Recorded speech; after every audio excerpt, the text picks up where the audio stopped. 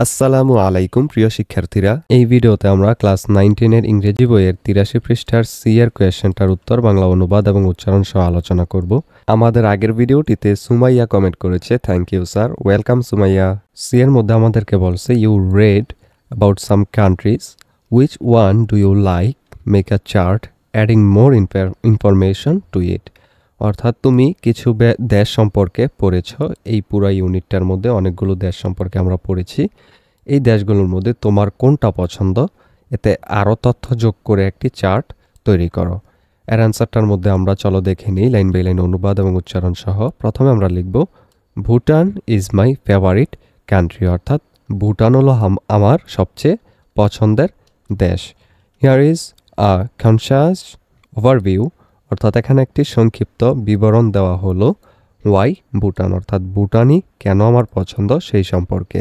এবার আমরা একটা চার্ট তৈরি করব। প্রথমে লিখব কালচারাল প্রিজার্ভেশন, অর্থাৎ সাংস্কৃতিক সংরক্ষণ। এটার আন্ডারে লিখব strong emphasis on maintaining traditional culture, অর্থাৎ ঐতিহ্যবাহী সংস্কৃতি বজায় রাখার উপর জোর দেওয়া। এরপর দ্বিতীয়টা gross national happiness prioritises well-being over economic growth, অর্থাৎ মোট জাতীয় সুখ অর্থনৈতিক প্রবৃদ্ধির চেয়ে সুস্থতাকে বা সুখকে অগ্রাধিকার দেয়া হয়।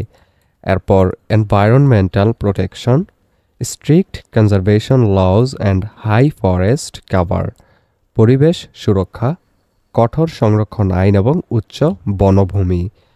এরপর controlled tourism balances tourism with cultural and environmental impact, নিয়ন্ত্রিত পর্যটন সাংস্কৃতিক এবং পরিবেশগত প্রভাবের সাথে পর্যটনের ভারসাম্য রক্ষা করে।